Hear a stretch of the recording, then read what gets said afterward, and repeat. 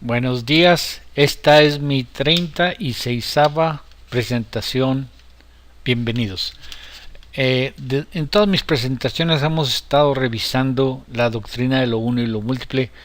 Es el único tema en que nos hemos especializado, pero el tema da para más de lo que yo siempre he supuesto que ya es la última presentación. Entonces, se me ocurre una cosa, una pregunta. ¿El hablar varios lenguajes nos hace ser más inteligentes? Porque en esa pregunta se ponen cosas cruciales de la teoría de lo uno y lo múltiple, según expuesta por John Locke, y se dan por hecho lo opuesto en la analogía del computador. Miren, según John Locke, pensar, o sea, Sócrates, expuesto por John Locke, pensar es hablar, y nos hablamos de lo que sabemos, pues no podemos hablarnos de lo que no sabemos. Entonces, si pensar es hablar, el hablar varios lenguajes nos hace ser más inteligentes, Sócrates dice no nos hace ser más inteligentes. Sin embargo, en la analogía del computador, de que la información se guarda en vías neuronales y ahí están guardadas, entonces una gente que habla muchos lenguajes tiene que ser más inteligente. Es en este punto donde las dos teorías se oponen y donde podremos escoger una de ellas. En la teoría de Sócrates, San Agustín, Locke, Hume y Bergson, aunque Bergson metido a través de Berkeley, o sea, en la teoría esa de que la memoria no está en el cerebro, sino que el cerebro nada más produce los movimientos, el habla, que van a traer a colación el recuerdo. El recuerdo está en esa parte de nosotros que no es nuestra, el uno. Entonces, como ya hemos revisado mucho eso, como el programa se reviste de percepciones, porque lo que fue lo que dijo eso, todo lo único que contiene la mente es percepción, y toda percepción es una idea, o sea, toda percepción es un revestimiento del arquetipo. Entonces la percepción está en el eidos, en donde están los arquetipos, nada más recubriéndolos. Por lo tanto, la memoria es absoluta.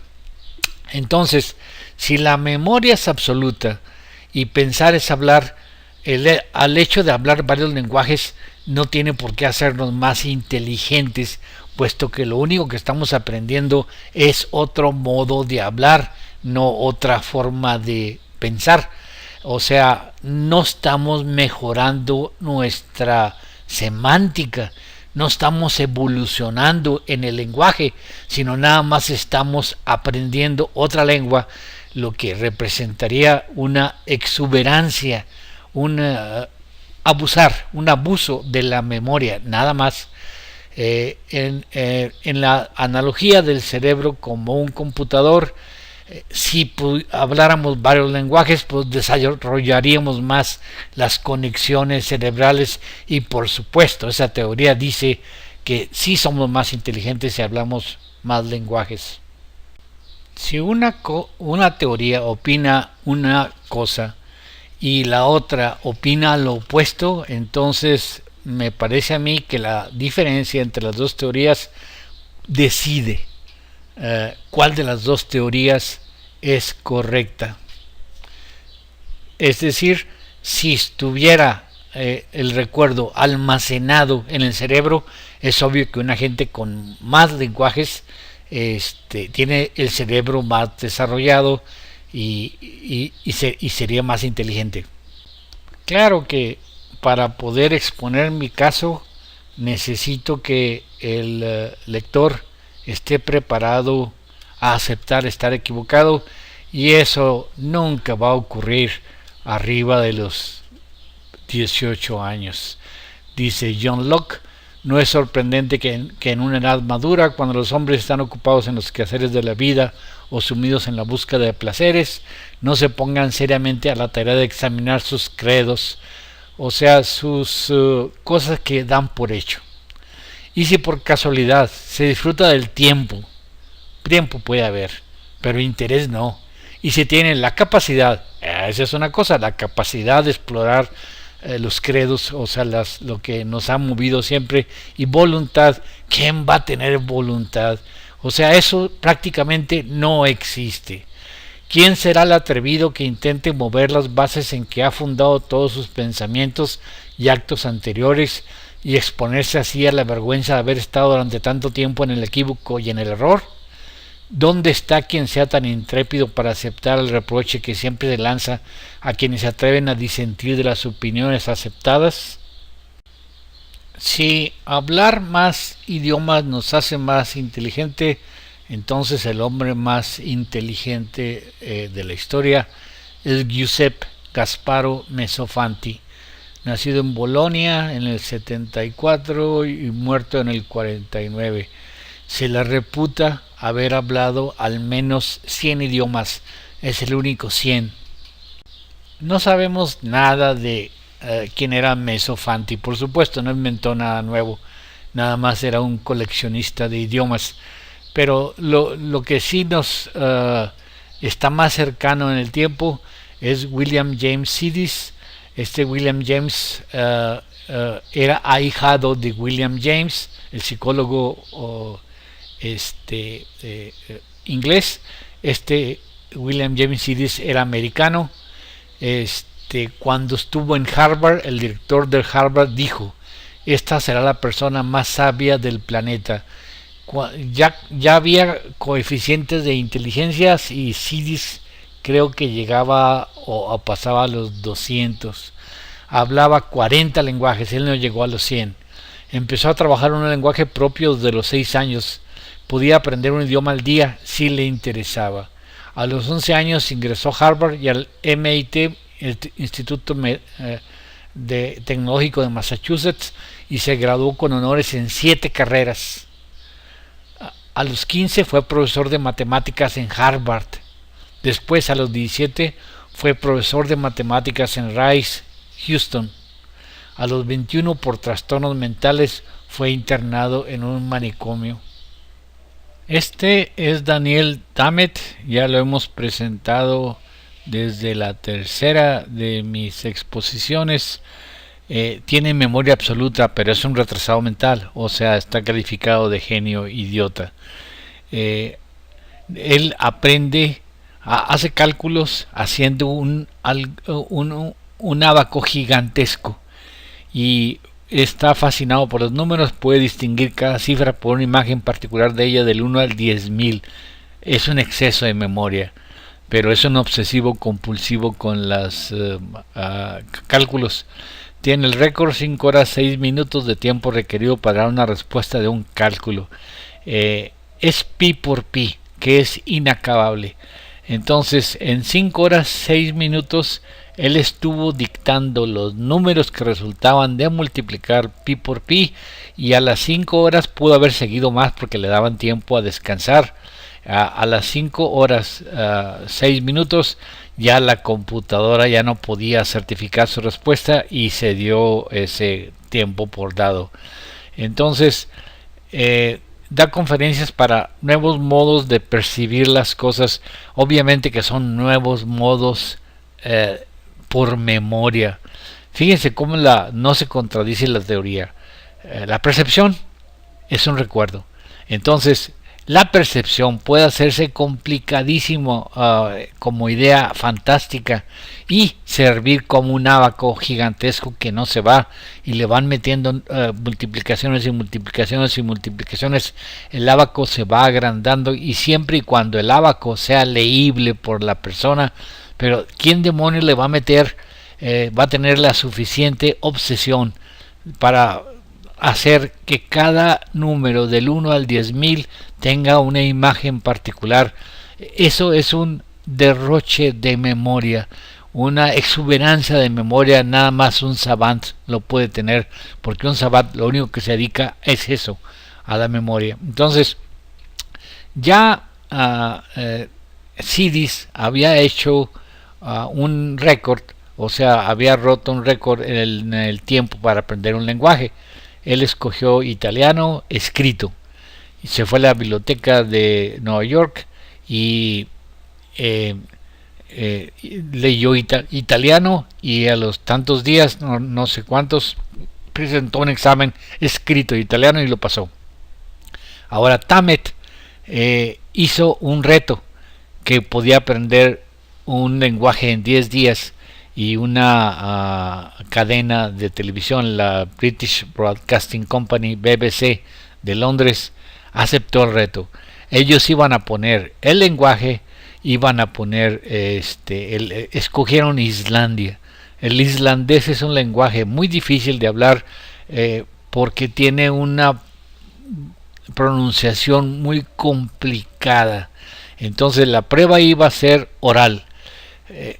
Tammet, sin saber el destino a que lo subían, hasta que prácticamente aborda el avión a tal parte, a Islandia, está contando el tiempo. Va a tener una maestra que le va a enseñar islandés oral, y a los 10 días de estar en Islandia ya está arreglada por la BBC una entrevista libre de una cadena de televisión islandesa para Islandia, de un tipo que es memorista y que va a dar una conferencia, o va a dar, no conferencia, aquí estoy equivocado, va a responder preguntas que le hagan en la entrevista.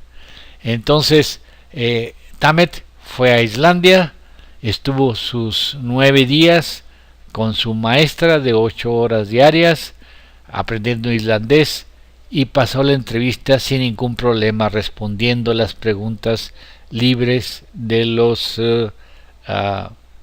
locutores.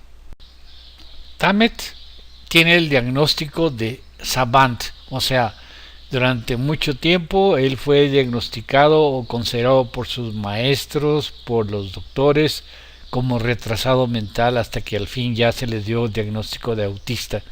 Entonces, en sus habilidades que muestra tiene por abajo una desadaptación general, pero la memoria es absoluta. Entonces, eso que puede hacer Daniel Tammet, se debe a una mayor inteligencia por mayor memoria, o a pura memoria, porque definitivamente en Tammet, o sea, definamos inteligencia, un inteligente no puede ser diagnosticado como retrasado mental cuando eres chico y de repente diagnosticado de inteligente porque aprende lenguajes en 10 días. Entonces no podemos hacer eso. Entonces es un retrasado, es un caso de hiperlexia. La hiperlexia se les da a los nombres de menores de 5 años a quienes se les enseña a leer y que se hacen obsesivos con la lectura. En el caso de Tammet, su obsesividad era los lenguajes, pero oídos. Leen y repiten lo que leen, pero no pueden lograr una comprensión clara acerca de lo que significa justo lo que acaban de leer. Pues la hiperlexia es el caso típico de Kim Peek. O sea, Kim Peek se hizo obsesivo con la lectura, y cualquier cosa que hubiera leído, aunque hubieran pasado muchos años de que lo leyó, él lo repetía. Esta diapositiva también la hemos presentado en la tercera presentación. Dice, leyó 10.000 libros. Nunca leyó ninguno, pues lo recordaba todo. Era una biblioteca andante, pero no entendía a qué se refería lo que leía. No tenía la menor idea de sentido común. Le preguntaba a su padre, porque el padre tenía que vestirlo, el padre tenía que rasurarlo, el padre tenía que ponerle los zapatos, abrocharle las agujetas y caminar con él a dejarlo en la biblioteca para irse a trabajar. O sea, él lo dejaba en la biblioteca para poder que alguien lo cuidara, aunque él aprendió a leer solos libros. Lo único que hizo el papá era enseñarlo a leer, que no lo hubieran hecho en una escuela, porque lo consideraban demasiado retrasado.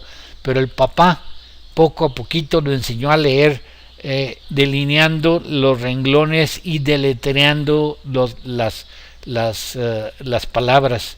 Entonces no podía emitir ningún juicio o razonamiento de lo leído. Respondía de inmediato sin hesitar o dudar cualquier cosa que hubiera leído. Claro que Kim Peek tenía serios defectos nerviosos. No tenía conexión interhemisférica. A la derecha se ve la conexión como una especie de curvita en medio del círculo. Él no tenía nada. Tenía aumento del líquido cefalorraquídeo, se ven los vacíos, y tenía un hoyo en el cráneo. O sea, se ve la falta de desarrollo del cerebro. El líquido cefalorraquídeo llenaba todos los espacios. Definitivamente no era un ser normal, pero tenía una memoria absoluta. O sea, Kim Peek basta para hacernos dudar que la memoria se guarde en el cerebro.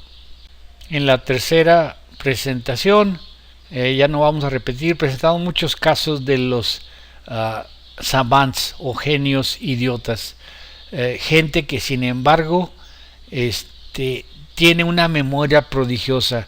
Nada más vean esta Brittany Mayer, que nace prematura pesando 560 gramos, queda ciego por la terapia con oxígeno, tiene serios impedimentos mentales, no habla, pero le gusta oír que le cantan.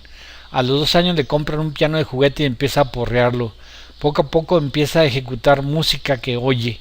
Solo tiene control sobre 6 dedos. A los 19 años ya domina 15.000 piezas musicales de alta complejidad y el número sigue aumentando. También revisamos el caso de Anthony de Blois. El savant se describe como islas de habilidades rodeadas por océanos de incapacidades. Él nació pesando 800 gramos, la terapia de oxígeno le provocó ceguera, empezó a tocar el piano a la edad de 2 años, se sabe 8.000 piezas de oído, se dice que es el genio que aún cree en Santa Claus. Esto sería importante. Tenemos una persona seriamente discapacitada que sin embargo tiene una memoria increíble.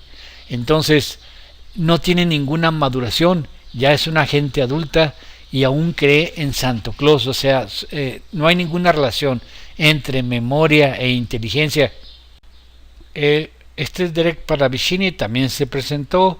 Tiene lo que se llama oído absoluto, el poder de repetir todos los tonos de una melodía. También lo tenía Mozart. Nace prematuro, 25 semanas, ciego por el oxígeno, todo. Habla, pero solo repite como un loro. No sabe contar. Toca cualquier pieza musical que haya escuchado alguna vez. Este también lo presentamos, el caso de Leslie Lemke. Parece tratarse de una memoria absoluta que ha sido entrenada. Sin entrenamiento no se logra nada. O sea, un retrasado mental en un país subdesarrollado o con una familia que no le haga caso, acaba arrinconado y muerto de suciedad en un rincón, en un asilo para locos, como acababan los locos en la época de Pinel, que los metían a la Salpêtrière y al hospital de locos. Entonces Lemke nace prematuro con tumores cerebrales, se le extirpan los 2 ojos. Su madre biológica lo abandona y una enfermera lo adopta. Ni siquiera puede comer solo. Camina hasta los 14 años. A los 15 le compran un piano usado y él teclea sin ton ni son. A los 16, después de oír en la TV una sonata de Schubert, en la noche los padres lo oyen tocarla en el piano. No puede hablar nada, pero canta, imitando. ¿Qué tan retrasado puede estar? Ni siquiera puede hablar. Y sin embargo tiene memoria absoluta para los sonidos. La teoría del locacionismo, por supuesto, dice que hay islas hiperdesarrolladas con unas mares de hipodesarrollo, pero la teoría de lo que dice no, simplemente la memoria es absoluta en todos los animales, también en el hombre. Este caso también lo presentamos, Orlando Serrell, golpeado por una pelota de béisbol a los 10 años en la región parietal izquierda. Un año después es capaz de recorrer todo lo que le ha pasado día a día. puede nombrar cualquier cosa que le haya ocurrido en el día que le indiquen, y lo dice igual que si le preguntásemos a alguien qué cosas hizo el día de hoy. Él puede revivir cada día desde el 79, todo completo, sin olvidar nada. Si no tiene memoria de libros leídos es porque a él no le gusta leer. O sea, el hecho de tener una memoria absoluta no quiere decir que la ejerzan. Simplemente pueden recortar todo, así les viene. La gente joven tiene siempre muy buena memoria, mucho mejor que la de los viejos. Yo tuve una memoria excelente y sin embargo ya noto el olvido de los nombres. Van a seguir el olvido de sustantivos si sigo avanzando, y después el último será el olvido de los verbos, pero sin embargo el panorama, o sea, en cuanto a dar mi plática, pues la tengo desarrollada desde hace veintitantos años, ya casi 30, así que eso no es gran problema. También he notado las parafraseas, ya empiezan las parafraseas. En fin, todo se acaba. Miren, este es un savant. Definitivamente es un savant. Es el caso famoso de que le gusta contar y por su memoria. O sea, dije yo, tener una memoria absoluta no quiere decir que la desarrollen. Un savant, un retrasado mental, si no lo educan, va a seguir retrasado mental. El hecho de que tenga memoria absoluta le va a servir de muy poco. Por ejemplo, en este caso, la mamá curiosa, alguna vez le sirven una sopa de chícharos a su hijo porque tenía un hermano y lloró, empezó a llorar Howard. Entonces le pregunta a la mamá por qué llora. Y le dice, a mi hermano le dieron 2 chícharos más que a mí. Entonces, él es obsesivo para el conteo y después desarrolla esa capacidad para darse a conocer, o los papás lo muestran como experto, aunque nomás es memorista en béisbol. Se sabe todos los partidos de fútbol y béisbol de la historia. Sabe quiénes jugaron y cuál fue el resultado de cada partido, pero no entiende las reglas del juego, ni por qué la gente grita o se levanta o por qué festeja. Cuando se va a un partido hay que llevarlo, pues él solo se perdería. Solo le gustan nombres y números y le fascina hacer raíces cuadradas. El béisbol dicen que es el juego más intelectual de todos. Si ustedes alguna vez han estado entre dos fanáticos del béisbol, en mero en medio, oyéndolos platicar, es increíble oír dos hipermemoristas, sin decir que son savants, porque a veces hay gente con muy buena memoria que también está bien adaptada a la sociedad y a su profesión. Entonces es increíble ver cómo ellos se divierten nada más por memoria. O sea, quién jugó tal partido, quién hizo tal cosa, cuántas puntuaciones llevaban. Incluso durante el béisbol ustedes ven a la gente reír, platicar, tomarse cheves y todo, y nadie parece estar atento al partido, porque todo el interés aparentemente en el béisbol es tener en mente las estadísticas. Y si no tienen las estadísticas, no se están ustedes divirtiendo. Pero es pura memoria, o sea, no quiere decir inteligencia, aunque también la muy buena memoria tampoco quiere decir que sean savants. Ya lo hemos mencionado otras veces. Stephen Wiltshire le apodan la cámara humana. Su obsesión es dibujar. Es un savant. Ni siquiera es capaz de vestirse solo o de dar el cambio. No tiene la menor idea del dinero, de los números. No sabe contar ventanas y sin embargo dibuja exactamente las ventanas del edificio. ¿Cómo podemos explicar un tipo obsesionado con edificios, pisos, y que no sabe contar y que sin embargo dibuja perfectamente? Bueno, los dibujos no tienen que ser perfectos, pero sí, los números de pisos los pueden ustedes contar y son los pisos a que corresponde. Entonces, realmente tiene una memoria fotográfica.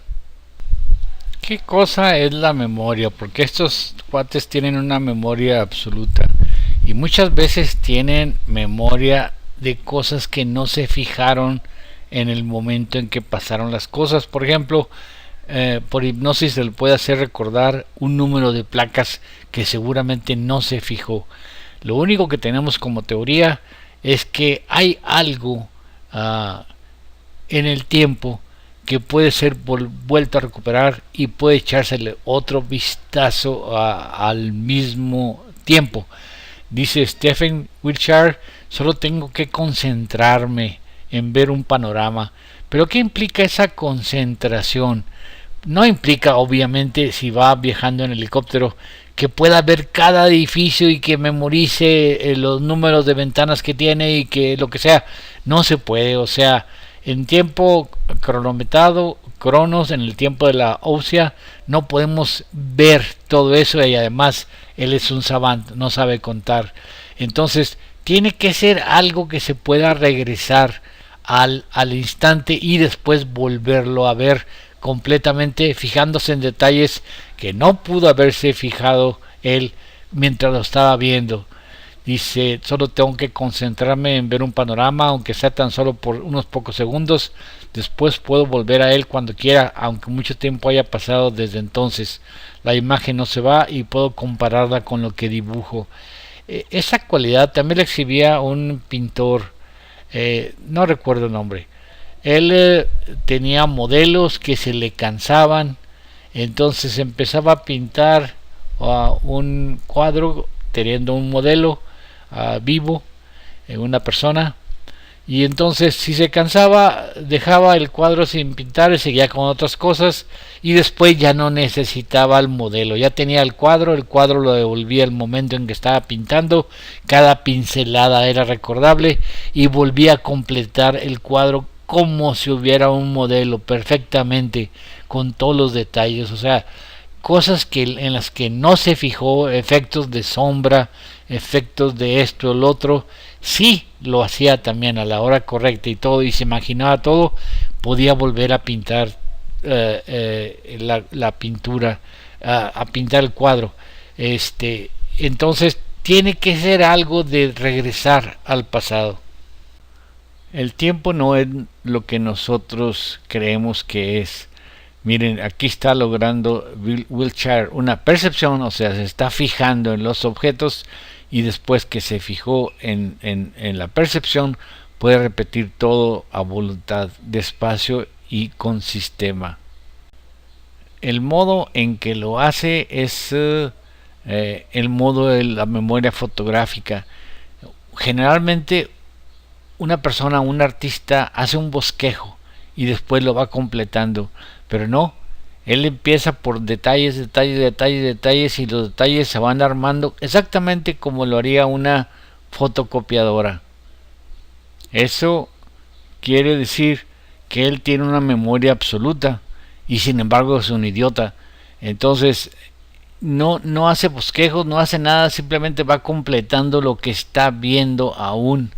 Una visión que duró en el tiempo real un segundo, pero que fue percepción y que después lo puede recuperar por horas hasta dibujarlo. Y no se le olvidan los paisajes, los puede volver a hacer. Miren, aquí tenemos a Alonso Clemons con coeficiente intelectual de 40. Un savant puede ser un artista, o sea, así como puede tener buena memoria, de hecho esa es cualidad del savant, la memoria, pero la memoria no es sinónimo de inteligencia. Puede tener buena memoria para datos como Kim Peek, leídos. Hay gente que no puede leer y sin embargo tiene buena memoria para movimientos que puede hacer con las manos. De hecho, el habla es un acto motor y el trabajar el barro también ese es otro acto motor. Entonces el savant puede ser experto con una memoria prodigiosa en actos motores de cualquier tipo, aunque sea el savant con coeficiente intelectual de 40. Este Alonso Clemens puede crear una escultura en barro de algo que ha visto solo en una ojeada. Volvemos a lo mismo, esa ojeada tiene que volverse a repetir. Pero vean cómo es bueno Alonso Clemens. Su especialidad son toros. Él ya sabe hacer toros y si le piden a ustedes un toro, lo hace en 1 o 2 horas. Por supuesto que los toros de Alonso son copias uno de otro. Para hacer las grandes esculturas como esta de Corradini se necesita especialización y también los escultores ven que nada más la especialización puede lograr un tipo de escultura. Esta es la misma escultura desde otro punto de vista. Solamente la especialización puede lograr los velos, cómo se vería el mármol abajo de los velos. Gian Lorenzo Bernini logra efectos impresionantes con el mármol y eso no lo podría hacer Alonso.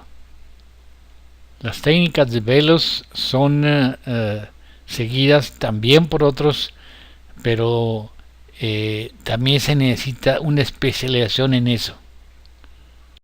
Ahora aquí hay un caso muy interesante de lo opuesto. Estábamos hablando de savants con memoria extraordinaria, ahora vamos a hablar de una persona normal, un William Untermolen, que en 1995 fue diagnosticado de Alzheimer y curioso, él dibujaba muy bien.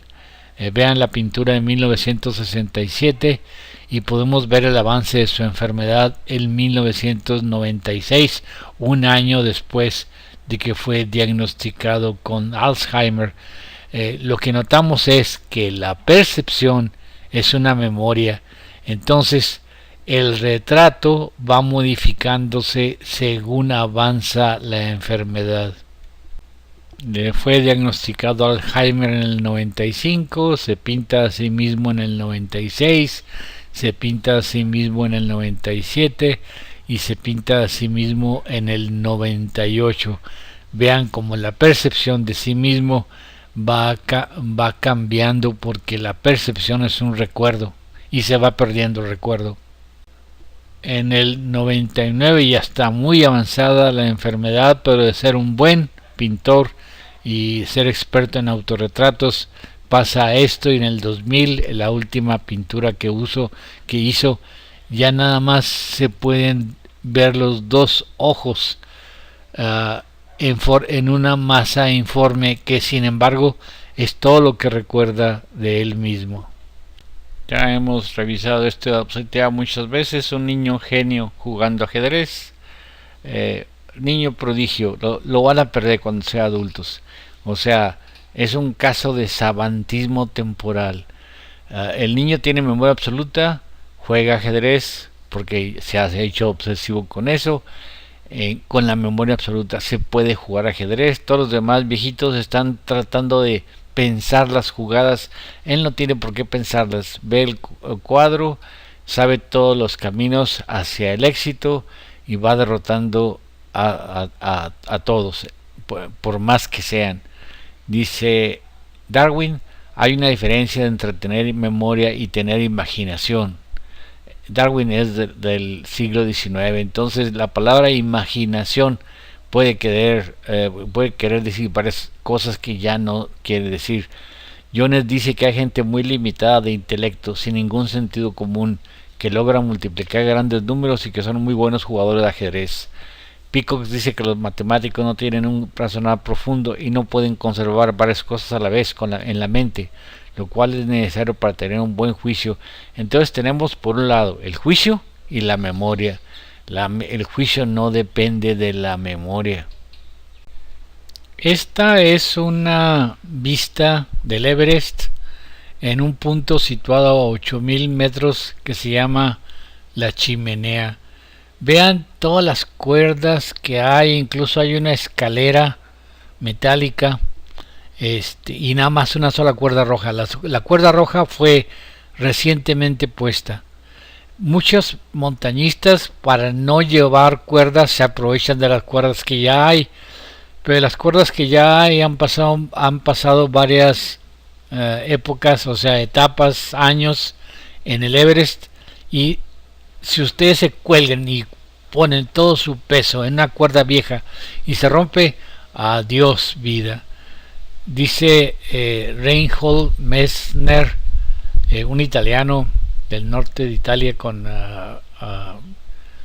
más bien aspecto alemán, que si ustedes estando ahí en la chimenea de repente se preguntan qué demonios están haciendo ahí, definitivamente no deberían estar ahí.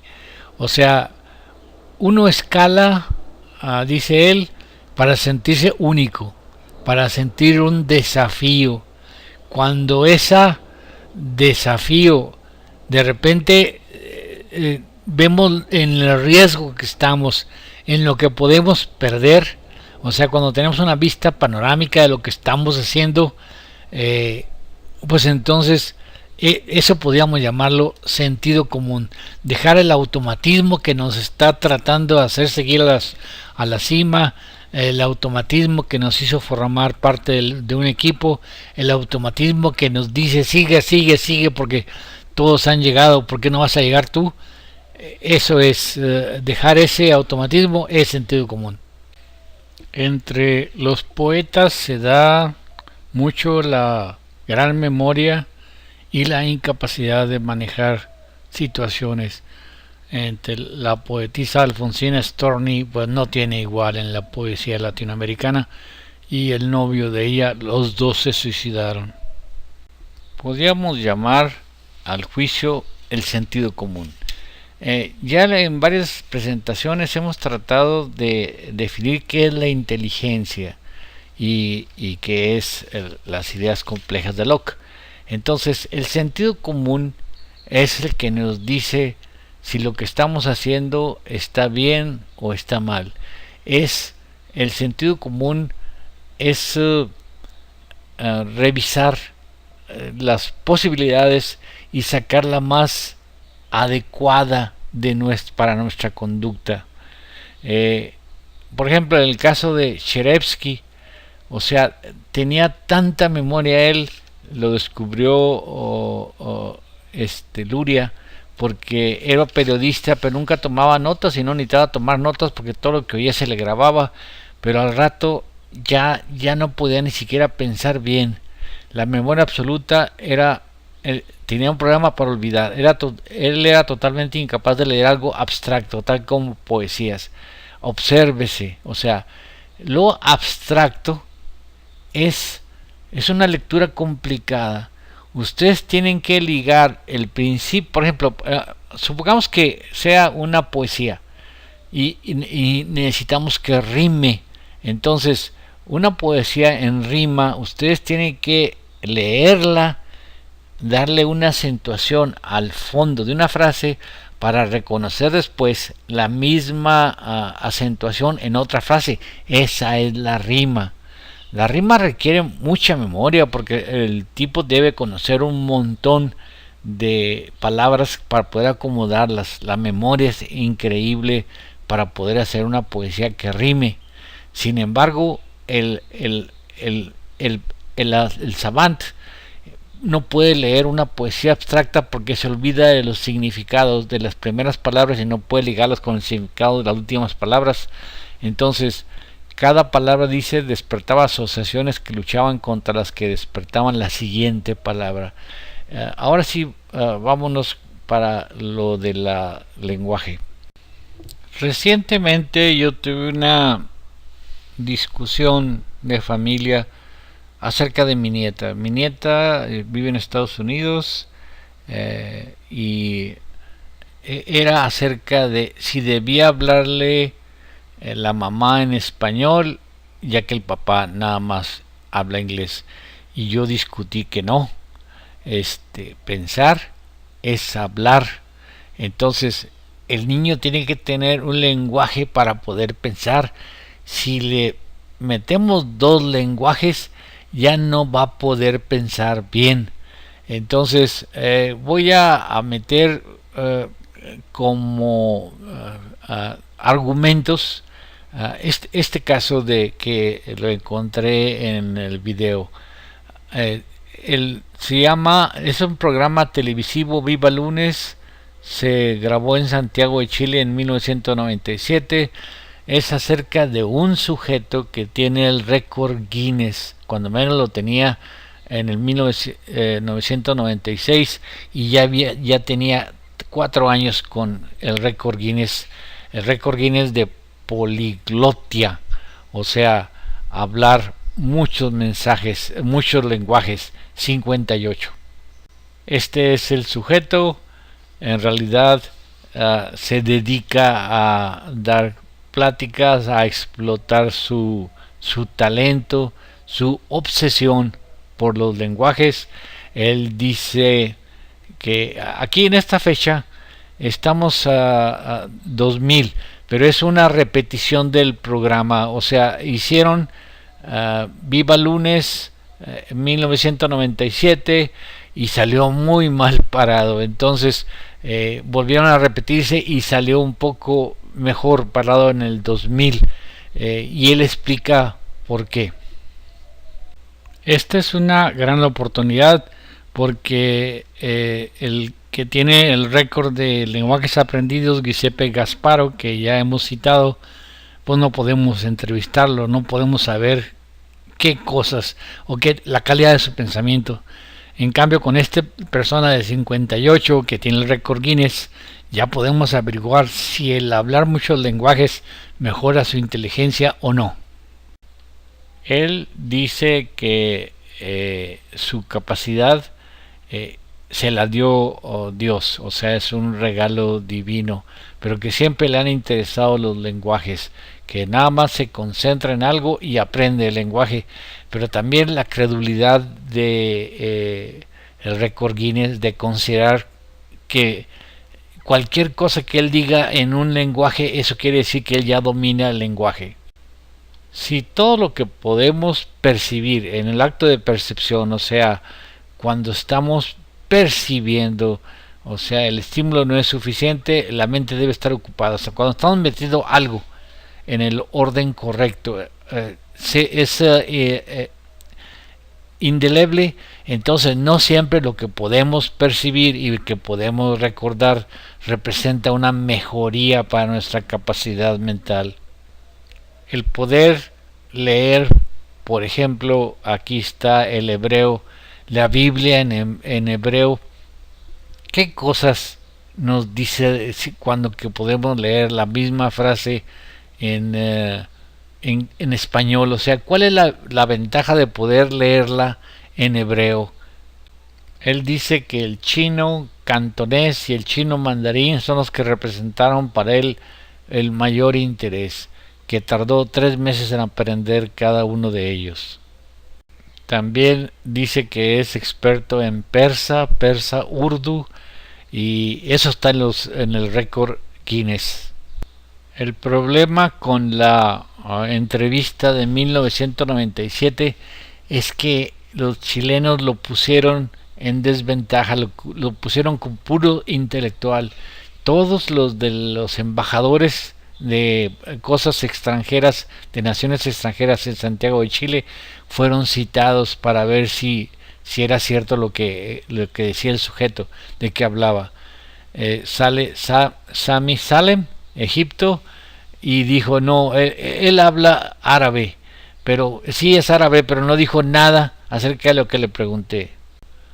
La embajadora de Finlandia dice, le pregunté una cosa y me respondió otra muy distinta, pero sí entendí lo que dijo. O sea, es finés, pero no está respondiendo lo que le estoy preguntando.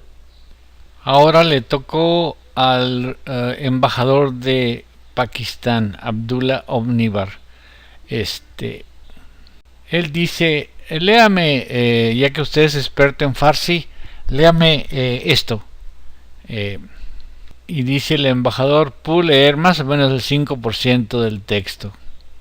El chiste es que el supuesto tipo que habla 58 idiomas y que está certificado por el récord Guinness no puede establecer una conversación con nadie.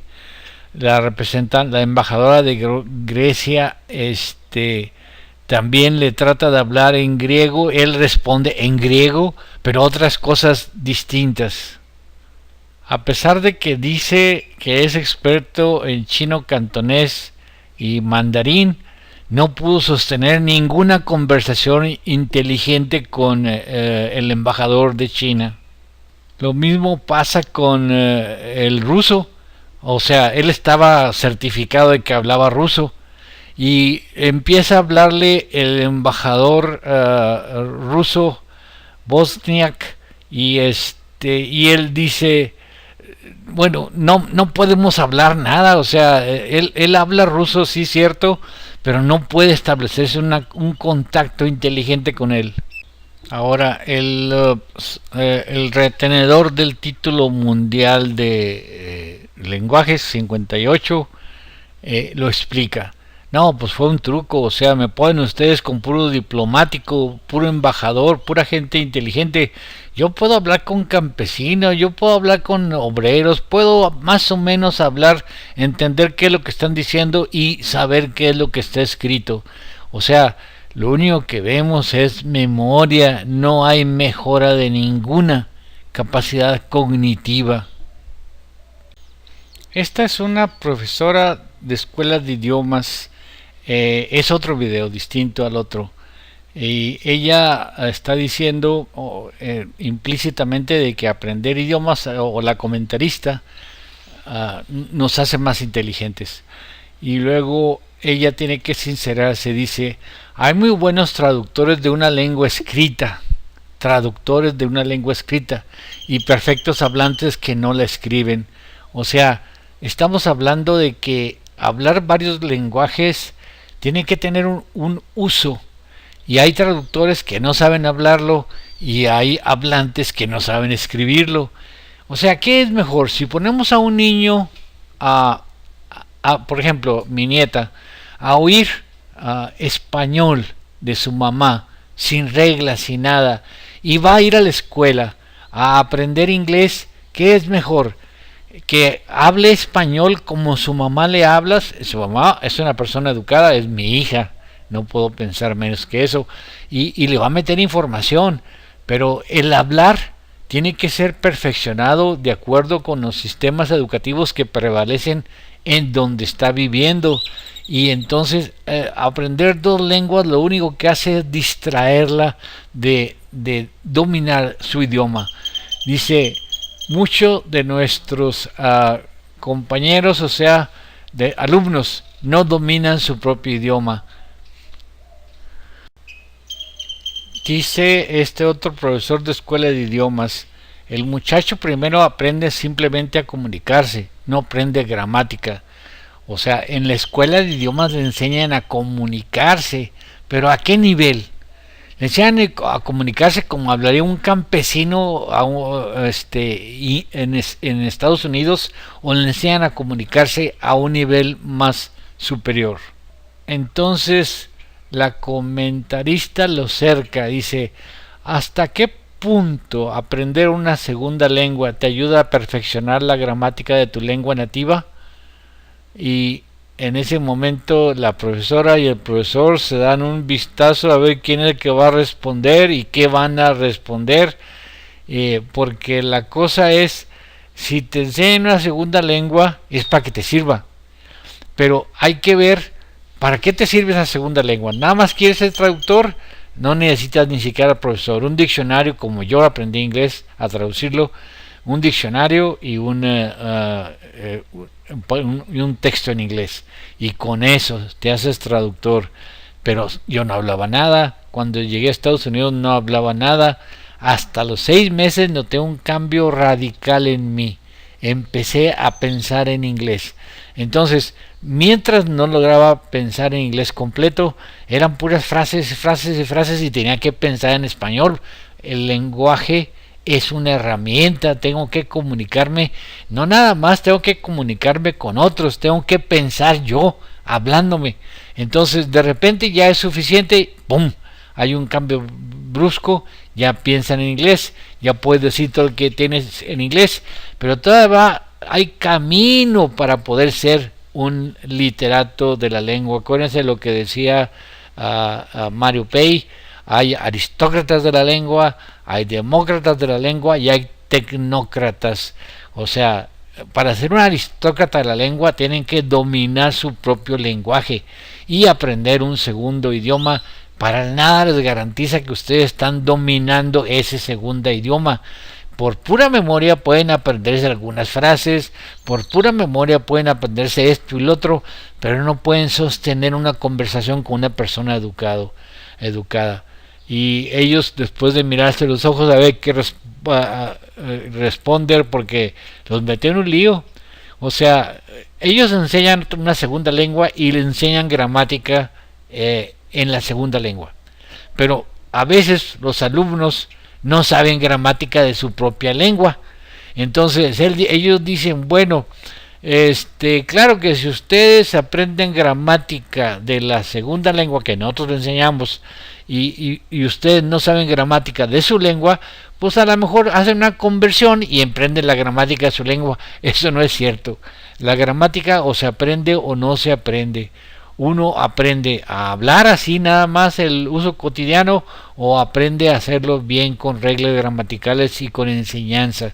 Yo jamás aprendí gramática inglesa, nada más aprendí a traducir y aprendí a hablar lo común y corriente para el inglés, y ellos tienen que decir, bueno, pues ayuda. Miren, a mí me pasó una cosa muy curiosa que no es sino hasta ahorita que estoy haciendo esta presentación me la expliqué. Déjenme ponerlos al tanto. Yo fui a Estados Unidos en el 71 al Thomason General de El Paso, porque no encontré sitio aquí para inscribirme en el posgrado. Entonces, como dominaba la traducción del inglés por puro diccionario, no la hablaba para nada, no hablaba nada de inglés. Entonces, como dominaba la traducción, porque en la escuela mandaban muchos trabajos en inglés para ser consultados, y el costo de traducción era muy alto y no podía yo pagarlo. Entonces, un diccionario y el trabajo, y ahí se me fue dando la traducción. Nada de reglas gramaticales, nada de nada, pura traducción. Con eso, de repente se presenta la oportunidad de un examen en la embajada americana. A 3 días del examen me doy cuenta, apenas alcancé con el dinero a pagar la inscripción al examen y se acabó. El examen duró 6 horas, 3 horas y media o 3 horas y luego un descanso que era otro examen de inglés oral, y luego otras 3 horas de examen escrito.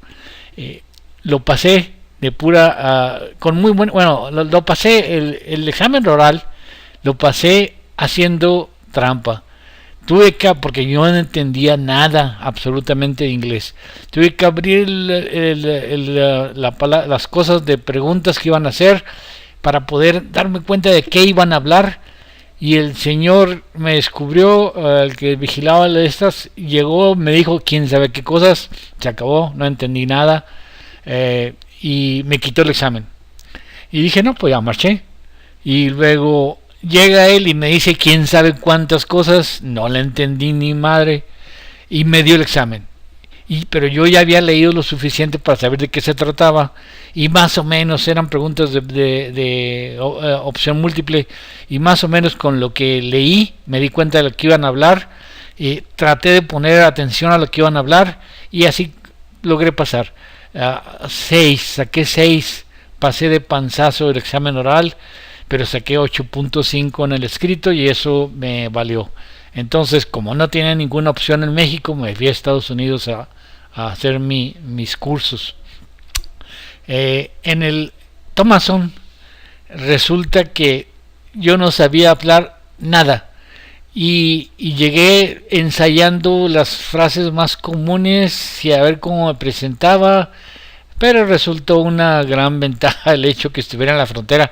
La mitad de la gente hablaba español, la mitad de la gente hablaba por inglés, y ahí sorteándome enfermeras que supieran inglés para preguntar al paciente en caso de un paciente que hablara puro inglés, o enfermeras que hablaban inglés para yo entenderles a ellas en pacientes que hablaban español. Sobreviví, es lo que puedo decir.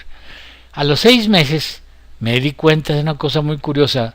Yo empecé a hablar, a pensar en inglés. Pensar es hablar, y nos hablamos de lo que sabemos, ya que no podemos hablar de lo que no sabemos. Empecé a pensar en inglés, pero en el paso pues hablaba inglés español, inglés español, inglés español, pero ya podía sostener yo solo dentro de mí conversaciones en inglés. Eso sí lo noté. A los 6 meses empecé a pensar en inglés. Pero al próximo año me fui a Pittsburgh, Pensilvania, al hospital UPMC, o sea, es University of Pittsburgh Medical Center, presbiteriano. Entonces ahí ya era puro inglés, y ahí se mejoró mucho mi inglés, pero podía pensar en inglés, podía hablar en inglés. Sin embargo, yo soy escritor, o sea, yo tengo una costumbre, escribir. Desde los 18 años yo me hice un propósito, tenía que escribir al menos 10 páginas diarias de lo que fuera, de filosofía, temas, pero el chiste era acostumbrarme a escribir. Entonces yo ya era escritor, así que pensaba en inglés en el día, hablaba en inglés todo con toda la gente. Pero ocurrió una vez un hecho muy curioso que hasta ahorita me lo pude explicar. En 1973 estuvo de moda las canciones de Mocedades. Este álbum rompió récords de ventas y se hizo popular en Estados Unidos. Entonces, una vez, estando yo al teléfono, tocan en el radio, en la casa de la persona con quien yo estaba hablando, la canción Adiós Amor. Entonces ella me dijo: oyes, en inglés, están tocando esta canción, ¿qué dicen? Y me puso cerca del radio. Yo no conocí el grupo Mocedades. La canción después fue mi favorita, Adiós Amor, tan bonita, por supuesto, pero no conocía el grupo Mocedades. Estaba hablando con la muchacha por teléfono en inglés, y me ponen el radio, o sea, enfrente al radio, y nomás entendí un fragmento y otro fragmento y otro fragmento, y más o menos traté de salir al paso explicándole más o menos lo que había entendido, pero siempre me sorprendió. Esto es español, yo hablo español, ¿por qué no le pude entender así? Digo, me pareció sorprendente que aunque me pusieran el teléfono sobre el radio y yo lo escuchara, y yo siguiendo, porque ella me seguía hablando en inglés, y yo seguía escuchando la canción y hablando con ella, ¿por qué no pude entenderla? Bueno, pues así acabó la cosa. Me sentí muy apenado porque no pude hacerle a mi amiga una traducción coherente de una canción que estaban tocando en la radio en español, que después me fascinó la canción. Cuando ya conocí el grupo y cuando ya escuché más canciones de ellos, el grupo Mocedades, y nada más me sentí apenado y colgué. Lo que no me di cuenta es que yo seguí escribiendo. O sea, yo empecé a los 18 años a escribir, y escribía siempre, y escribía aquí y escribía allá y en todos lados. Después hacía resúmenes de lo que valía la pena, porque cuando estaba muy cansado trataba de escribir muy largo, grande la letrota para acabar rápido las páginas. Yo seguí escribiendo. Entonces, por un lado era incapaz de entender, o sea, me noté incapaz de traducir una canción en español cuando me estaban hablando en inglés, y sin embargo no noté una diferencia enorme.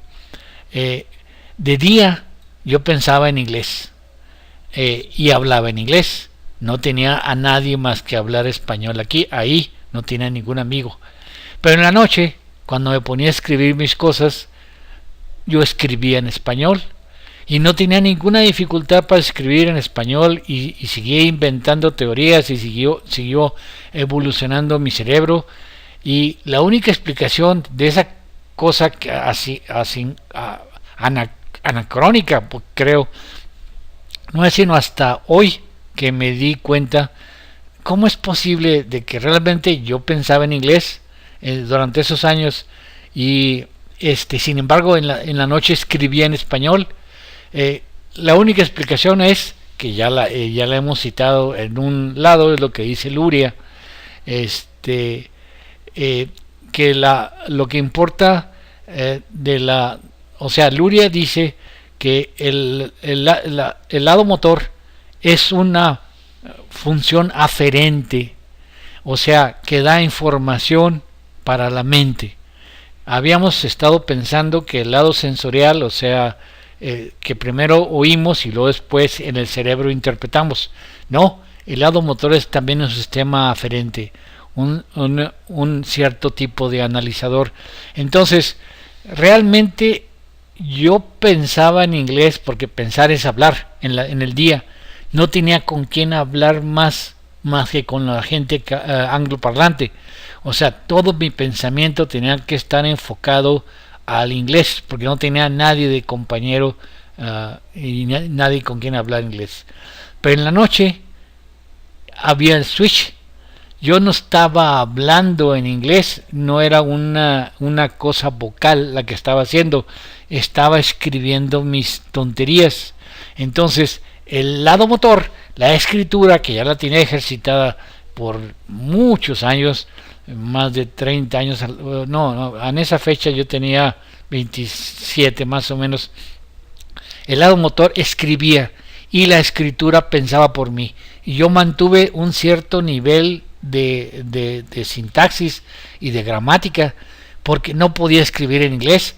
Yo no sabía las reglas gramaticales del inglés. De hecho, ni siquiera sé bien las reglas gramaticales del español, pero ahí más o menos me defiendo. Y menos sabía las reglas gramaticales del inglés. Entonces, ¿por qué iba a escribir en inglés si yo jamás aprendí inglés de una manera de escuela? No escribía en inglés.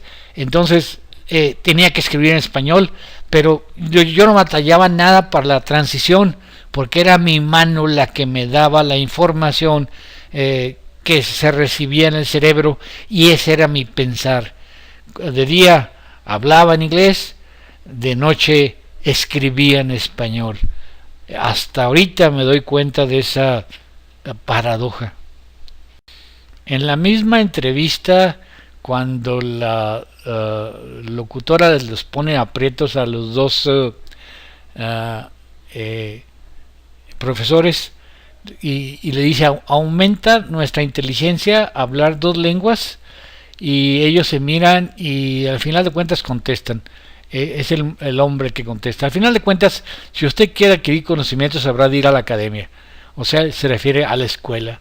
Nosotros lo que formamos son traductores e intérpretes. Justo eso es lo que yo fui durante tantos años y no me había dado cuenta. Primero fui un traductor y después fui un intérprete, pero pensaba de noche escribía en español porque no tenía modo de poder hacer mis peroratas que hago en inglés porque no conocía suficiente inglés. Pensar es hablar. Entonces, la memoria es absoluta y podemos recordar muchas cosas en muchos idiomas si queremos.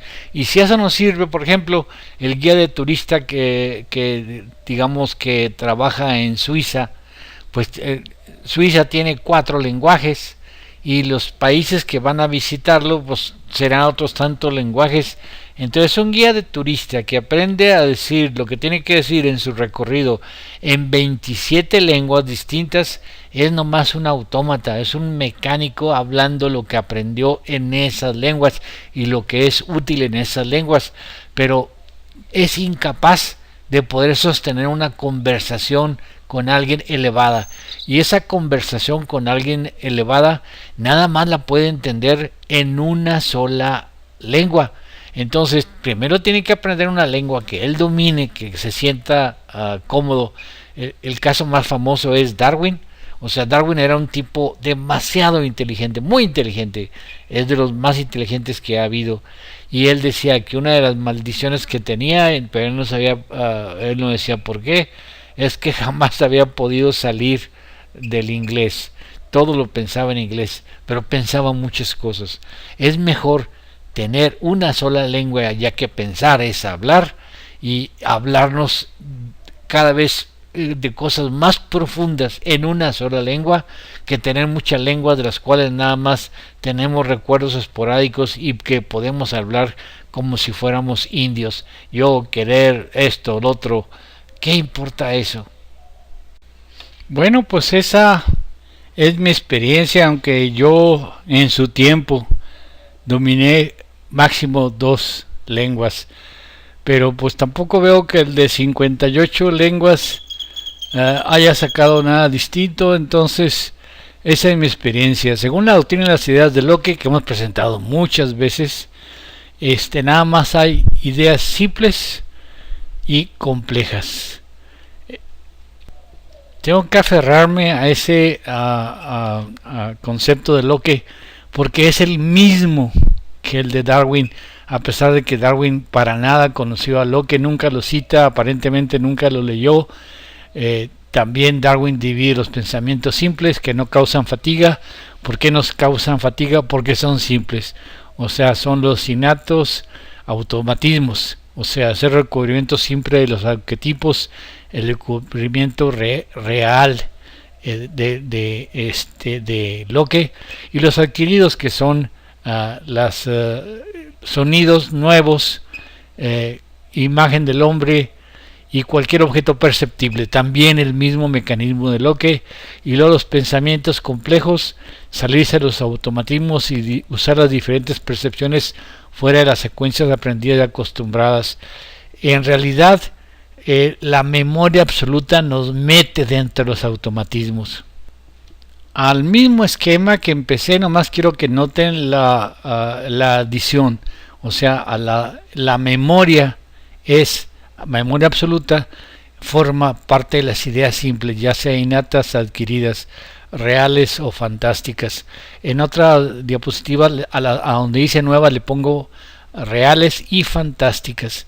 Las reales son adquiridas nuevas, y las fantásticas son introducidas por el habla.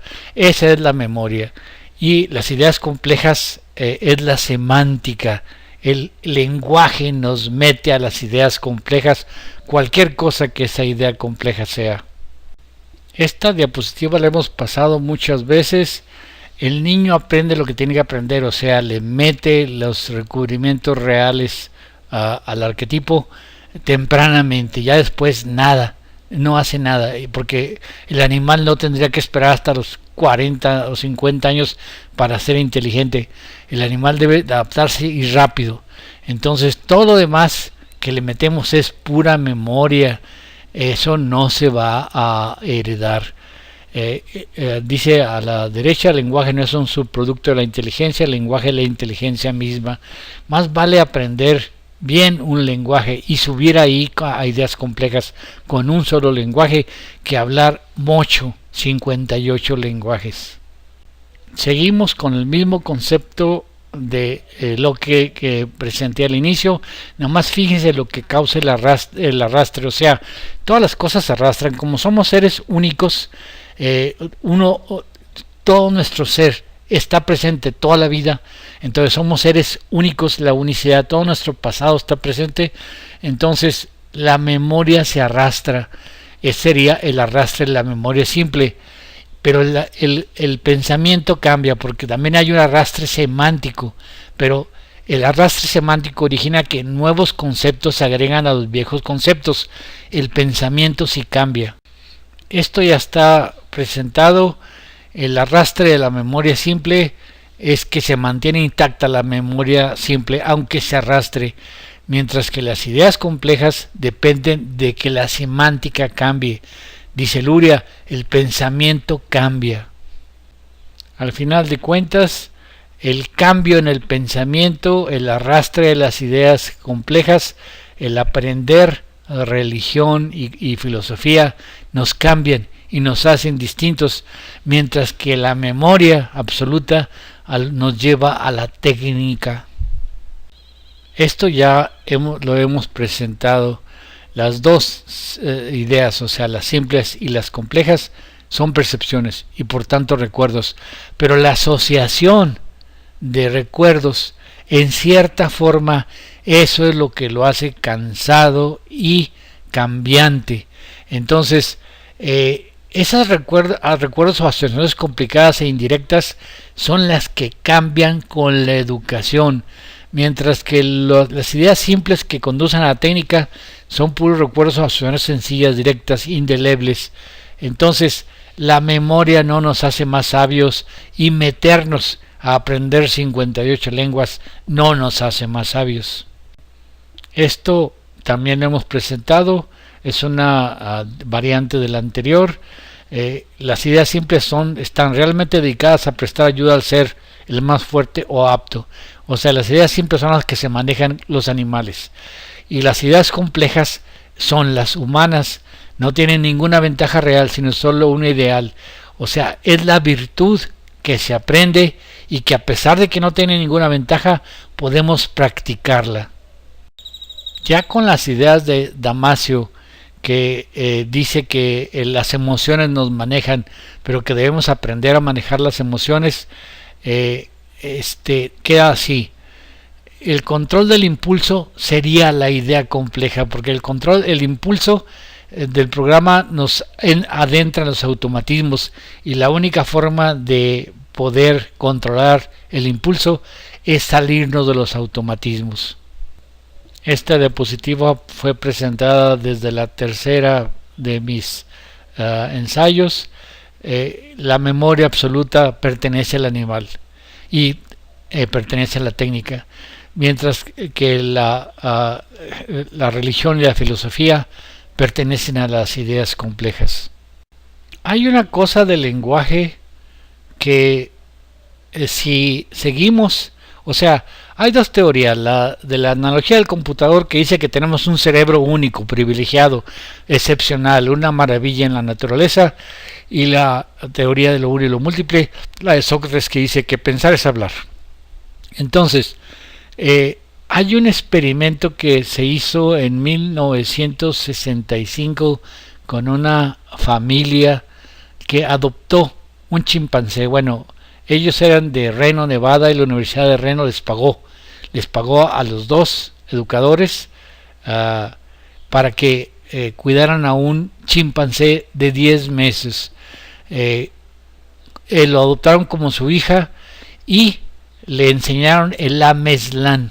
O sea, el Ameslan es un lenguaje para sordos y mudos y pueden hablar. Es el AME de American Sign de signos languages, o sea, el lenguaje de signos americano.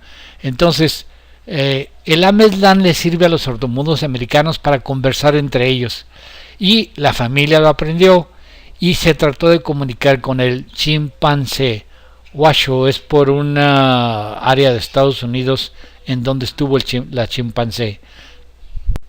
Esta familia educaron a Washoe exactamente como se educa o se educaría a un niño sordomudo. Entonces lo recibieron a los 10 meses de edad y tuvieron que abandonarlo a los 5 años. La chimpancé todavía vivió mucho más, hasta los 42 años, pero ya era peligroso, requería manutención. La Universidad de Reno decidió ya no pagar el estudio porque no estaba llevando a nada que ellos quisieran y se suspendió. Pero los resultados fueron increíbles. O sea, la chimpancé, que nunca vio a otro chimpancé, cuando menos desde los 10 meses que fue o de antes que fue traída de África, aprendió a hablar 350 signos y con ellos los mezclaba para hacer palabras. Aprendió a descubrirse a sí misma, prácticamente podía hablar. Hubo una cosa muy curiosa. Cierta vez llevaron a la casa donde estaba esta chimpancé a un sordomudo que conocía el Amezlán. Entonces empezó él a comunicarse con la chimpancé y de repente refiere que se sorprendió a sí mismo porque estaba hablando, o sea, estaba hablando como si estuviera hablando con otro sordomudo, pero estaba hablando con un chimpancé. O sea, quedó sorprendido que de repente se estaba comunicando con una especie no humana en un lenguaje humano. Hubo muchas acusaciones contra los Garner. Dijeron que era nada más un chimpancé amaestrado, pero no, luego los Garner se dieron cuenta de que no, los iban a criticar por eso. Miren, a la izquierda está haciendo el signo de los sordomudos de más. Entonces, lo que a ellos les interesaba era que el animal no obtuviera ninguna recompensa en alimento por realizar un acto, porque así se amaestran los animales, se les da un premio por cada cosa que hagan. Aquí no, la comida era a su tiempo como un niño normal, el almuerzo, comida, cena, no tenía nada que ver con recompensas o con castigos, y ellos trataron de acaso asociar a un objeto a un significado y luego que generalizara el significado a otros objetos, y combinar los significados. Terminados 5 años, cuando los recursos se acabaron, los Garner tuvieron que decirle adiós al chimpancé. Pero lo más increíble, el chimpancé fue reunido con otros chimpancés en Oklahoma, 25 chimpancés más, y al principio lo rechazaba. Ya con las palabras que aprendió, 350 signos, inventaban nuevas oraciones con las palabras que ya sabía. Se reconocía en un espejo como siendo ella, pero no sabía que no era humana. Aparentemente llevó un colapso completo cuando vio a los demás chimpancés. Cuando le preguntaron en lenguaje de signos que qué eran ellos, les dijo gatos negros. O sea, sabía que ella, es la primera vez que se dio cuenta que ella no era humana. A la izquierda está un apache, a la derecha un bosquimano. La teoría dice que entre el apache y un chimpancé como Washoe no hay gran diferencia. Es nada más, o sea, Washoe domina 350 signos, no ha podido avanzar más porque los recursos se agotaron, pero hizo una cosa increíble. Le enseñó a hablar a un hijo adoptivo mientras el hijo vivió, y le enseñó, vivió muy poco, o sea, ella tuvo un solo hijo natural que no supo cuidarlo y falleció. Era un problema el niño. Cuando nació el chimpancé, ella no sabía cuidarlo, se lo quitaron para poder mejorarlo, y ella extrañaba al niño y pedía a su bebé en su lenguaje de señas, y cuando ya se lo daban se ponía, no sabía cómo hacerle. Tuvieron que enseñarle una mujer a amamantar al niño, pero el niño estaba muy malito. O sea, definitivamente el ambiente para que creciera el bebé de una chimpancé que no tenía instintos normales, que no estaba en su grupo normal, fue perjudicial para poder que el hijo sobreviviera. Después le dieron un hijo adoptivo, tampoco duró mucho. O sea, los cuidados chimpancés tienen que aprenderse. Sin embargo, los hijos aprendieron signos que los chimpancés no saben. O sea que al fin nos estamos acercando a cómo evolucionó el humano, exactamente como Washoe, nada más que Washoe tuvo nada más 5 años de su vida para aprender, mientras que a la humanidad tomó unos 5 millones de años para pasar, o más, tal vez 10 millones de años para pasar de chimpancé a humanos como el apache. Bueno, ha de haber tomado 3 millones de años. El apache es la gente más retrasada del planeta. Este es Coco, una gorila que no avanzó tanto como Washoe, pero avanzó bastantes cosas con el lenguaje Ameslan. Incluso parecía entender que se había portado mal y está aquí a la derecha castigada. Esta diapositiva fue presentada cuando presentamos la afasia, la evolución de la expresión del de lo que es el chimpancé a lo que es el apache y uno de los sioux. O sea, de ahí se va a evolucionar a seres más complicados, pero el procedimiento es el mismo, es el lenguaje el que se mejora, es el lenguaje el que nos hace humano, y el lenguaje se arrastra desde el chimpancé, que se le puede enseñar a Ameslan, hasta el ser humano más estúpido del apache y los más inteligentes que tenemos. Estos son otentotes, o sea, bosquimanos. Ya salió una representación. Bueno, pues muchas gracias, muy amables. Espero les haya gustado. Hasta luego.